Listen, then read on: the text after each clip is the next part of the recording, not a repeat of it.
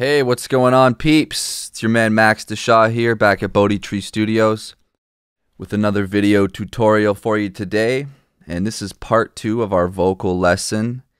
In part 1, we looked at consolidating and joining our audio regions using the fade tool and consolidating to create a master vocal track, which is what we have here in red. And we also did a quick review of the color box and looked at the tool menu, which is super awesome. Once again, you just press escape anywhere your pointer's at and it brings up your toolbox. This is my favorite function in Logic by far. Such a big time saver. Anyhow, so today we're going to take a look at compression, EQ, some fancy waves plugins for mixing vocals. And basically, I'm going to show you guys my workflow and how I mix rap vocals into a beat. So let's hop right into it.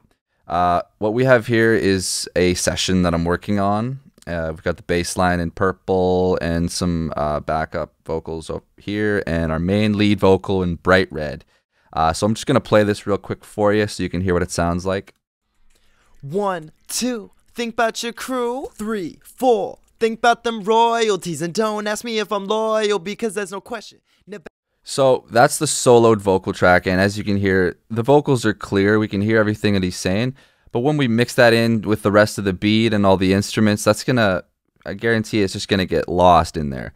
So the purpose of mixing vocals is to really make the vocals the most important aspect of the entire song. That's what people are listening for, the lyrics, the words, the tone of voice that the artist is using. That's really what people buy records for, I think. So what we're trying to do is make that the focal point of every song, of every mix. Now, one of the ways that we do this are using tools called EQ and compression, among other things. So I'm just going to hop right into this and show you some of the ones that I like to use. This is over here on the left. This is our signal flow. So all these little blocks right here indicate where we can insert plugins. Now, the very first thing that I do is bring up an EQ and just take away the bottom end of the vocal, because if I bring up the analyzer and just show you what it looks like. Never act too aggressive, them ladies gon' get apprehensive. I learned that lesson watching a fan get mental. Homie head down. You see all this stuff between like 20 hertz and 100 hertz? All the stuff between 20 hertz and 100 hertz, we don't even need that. We don't hear that, and it's just rumble and stuff. It just sounds like a lawnmower going on outside. You can hear that like rumbly bottomness to it, but it doesn't actually have any purpose in the song. So I just get rid of that. That's the first thing I do. Usually like anything below 100, usually like mid 90s, I just like to cut that right out. And it's very important to think about your priority of your sequence of plugins, because if you compress before you EQ, you're going to be compressing the sound that you don't want to use. So it's important to use the EQ first if you're doing corrective EQ, because that way we're removing the sounds that we don't want on the way to creating the perfect sound we do want. So the next thing I do is bring up in audio units. I have some amazing Waves plugins, which I'm absolutely in love with. Now, if you don't have the Waves bundle, that's okay. But we can also use like Logic's stock compressor, which is super cool as well, and I'll just bring that up. Now, for rap vocals, because of the percussive nature of the words and it's very fast, I like to have a really fast release on that. So I just put that like right at 5 milliseconds. The attack, I usually put that at about 1 or 2, and ratio, I like just my go-to ratio is at about 4. So I'll just play that for you, and basically what we're trying to achieve with this compression is making our quiet parts louder, and then those louder parts that are poking out and jumping out, we're trying to tame those and bring those down. So the compressor is just like evening the whole playing field out. This gain reduction thing over here is making up for the compression that we're actually taking away with those loud parts. 1, 2, think about your crew. 3, 4, Think about them royalties and don't ask me. So up here in this gain reduction meter, when you see this thing popping out, this bar popping out, that's actually showing the activity. That's showing what is actually being compressed. And if you have the threshold right up at the top and there's nothing happening, that means your compressor isn't even working. So you need to bring the compressor down until you can start hearing it. More importantly, hearing. Don't focus on what you see right here because we are not engine eyes, we are engineers. If I'm loyal, because there's no question. Never act too aggressive, them ladies gon' get apprehensive. I learned that lesson watching a fan get mental. Homie had damn credentials, just no mental. So you can see there a little bit, it was getting a tiny bit too compressed when I was bringing it down. You can actually hear that. It just sounds like just being squished, like you're wrapping carpet all around his voice. Okay, so that's just like a nice little bit of compression just to tame some of those louder parts. And then after that, I'm also going to use the Wave CLA-7.6, which is absolutely fabulous. This is the game-changing compressor, I call it. So under factory presets, go to vocals. Now, once again, I like to have a fast release, quick attack to grab all those words, all those notes. Turn this off, the analog button, because if you have a bunch of those, it builds up to have this really hissy rumble in your final mix, so we don't want that. And I'll play this from the beginning. Why don't we play this with the beat just for a sec? 1, 2, think about your crew. 3, 4, think about them royalties and don't ask me if I'm loyal. So the input is showing how much of the signal you're driving into the compressor. So this is almost like a ratio and threshold both in one.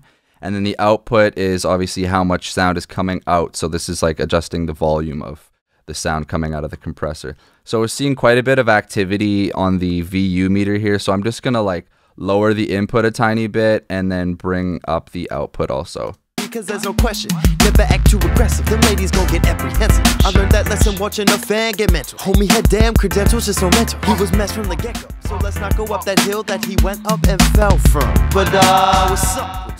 So if I bypass this on and off, you can hear what a drastic improvement this is making. Girl, I like the way you moving, but if I come introduce where you think that's off. Feeling down, sometimes gets me boosted, like the and that's on. So that's a little quick look at a bit of compression and EQ. On top of that, I'm also going to do some additive EQ, we'll call it. So we took away, remember at the beginning, we took away the lower rumble before we compressed. Now that we have a good sound with the compressor, we can also add a bit of EQ just to brighten it up so that it pops out of the mix even more. Now, I know for a fact that most of the activity on the male vocal is like between 200 and 5K. So I'm just going to boost it up at 1200 hertz, about 2 decibels there, just to give it a little bit of a bump and add a bit of brightness. He was messed from the get-go, so let's not go up that hill that he went up and fell from. But what's up with you? Girl, I like the way you moving, but if I come introduce where you think I need improve. And lastly, I'm going to give the vocal a little bit of space. Now, this is also going to help separate it from the other instruments and almost like a reverb, put it into a space, give it a bit of character into a scenario, but not quite a reverb. We're going to use a very quick stereo delay. So I'm sending this to bus 5, and if I just double click on bus 5, that'll send us right to where we want to go. If I bring up our mix window here, so this is our lead vocal. Option C to color once again, and bus 5, double click, and that's sending us here. So I'm going to call this stereo delay. And I'll show you what I do with this. This just helps create a little bit of space and some more character for the vocals. So stereo delay, mono stereo, and what we'll do is turn off the beat sync. Right delay, we'll put that at 70. Left delay, we'll put that at 55. And then this is shaping the sound. This area right here is shaping the sound, or the color, if you will, of the actual delay.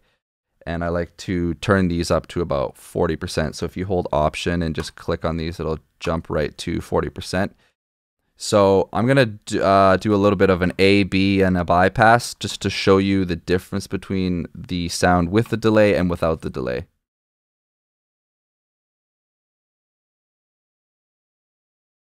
1, 2, think about your crew. 3, 4, think about them royalties. And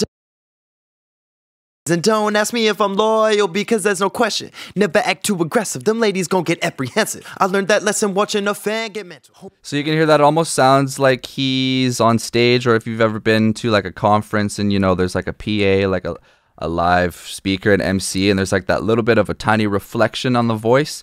Now if we put that back into the mix, this is what it sounds like. 1, 2, think about your crew. 3, 4, think about them royalties. And don't ask me if I'm loyal, because there's no question. I'm gonna make this really drastic just to prove a point here. I'll make this aggressive. Damn credentials, just no mentor. He was messed from the get-go. So let's not go up that hill that he went up and fell from. But what's up with you? So that's obviously way too much, but you can just get a gist of what it sounds like and what it's actually doing. So I'm gonna bring that way down and find a point where I like how it sounds. 2, think about your crew. 3, 4. So this here right now is what we would call like a totally dry vocal, which is it's totally right up front and in your face. Now this is a good thing, because we don't want this vocal to sound like it's too off in the distance and too, cluttered and mixed up with other sounds. We want it right front and center, but we also don't want it to sound like I mentioned, like the guy's like surrounded by carpets and it's just totally dead, like there's no character and activity to this. So that's what we can do with the stereo delay. Just add a little bit of excitement. 4, think about them royalties. And don't ask me if I'm loyal, because there's no question. Never act too aggressive, them ladies gon' get apprehensive. I learned that lesson watching a fan get mental. Homie had damn credentials, just no mentor. He was messed from the get-go. Dope. Well, I think that sounds good like that.